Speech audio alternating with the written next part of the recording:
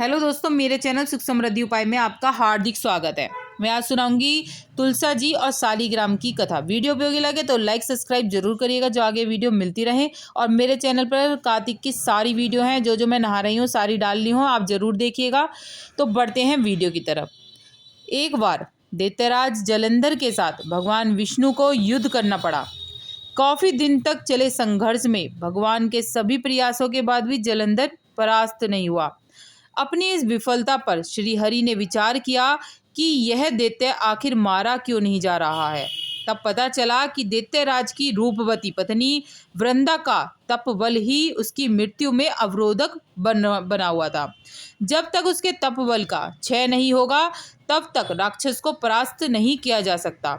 इस कारण भगवान ने जलंधर का रूप धारण किया और तपस्विनी वृंदा की तपस्या के साथ ही उसके सतीत्व को भी भंग कर दिया। इस कार्य में प्रभु ने छल और कपट दोनों का प्रयोग किया। इसके बाद हुए युद्ध में उन्होंने जलंधर का वध कर युद्ध में जीत पाई।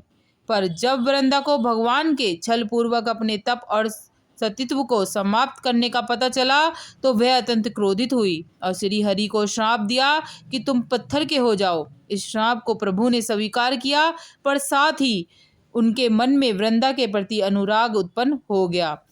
तब उन्होंने उससे कहा कि वृंदा, तुम वृक्ष बनकर मुझे छाया प्रदान करना। वही वृंदा तुलसी रूप में पृथ्वी पर उत्पन्न हुई और भगवान सालीग्राम बने। इस प्रकार कार्तिक शुक्ल एकादशी को भगवान तुलसी और सालीग्राम का प्रादुर्भाव हुआ।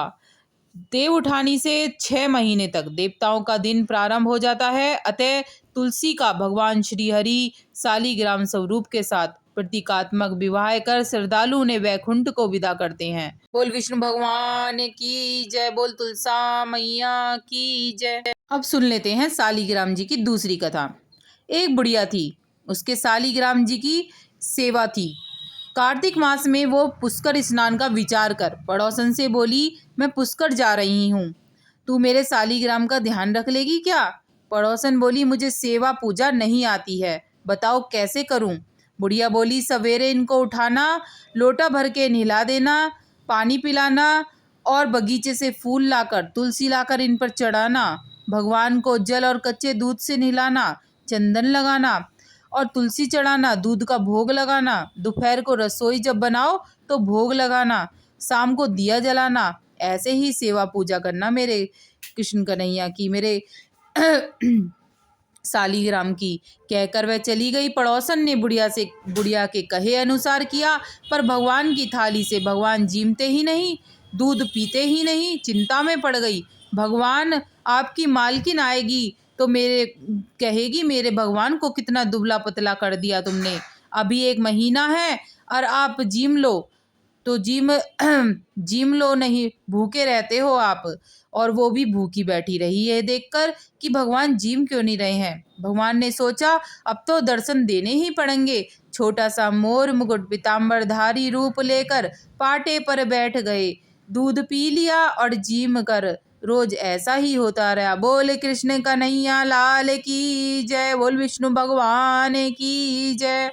एक दिन भगवान ने कहा, मैं गाय चरा के आता हूँ। तब पड़ोसन बोली, थोड़े दिन तो रह रहे हो, क्यों जाते हो? पर भगवान माने नहीं। हाथ में सोने की लाठी, कंधे पर हीरे मोती का पीताम्बर डाल गाय चराने के लिए चले गए। महीना बीता, बुढ़िया घर आई। स्नान ध्यान से निपट कर सोचा, सालीग्राम जी कर ले आती हूँ। पड़ोसन के पास गई। पड़ोसन से बोली, सालीग्राम जी शाम को आएंगे, तब ले जाना। बुढ़िया सालीग्राम जी के लिए जिद करने लगी। झगड़ा हो गया, लोग इकट्ठे हो गए।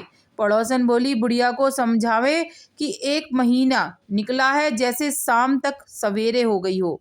बुढ़िया धरना देकर बैठ गई। शाम होते ही भगवान आए और गाय को जगह पर छोड़कर अपने मंदिर में विराज गए। पड़ोसन बुढ़िया से बोली, ले जाओ अपने भगवान को। भगवान से बोली, भगवान बुढ़िया को भी रूप दिखा दो अपना, तो मेरे प्रति अंधविश्वास करती है ये। भगवान ने मोर मुकुट पीताम्बरधारी हाथों में सोने की लाठी लेकर दर्शन दे दिया। बोल विष्णु भगवान की जय, बोल कृष्ण कन्हैया लाल की जय, बोल सालीग्राम भगवान की जय।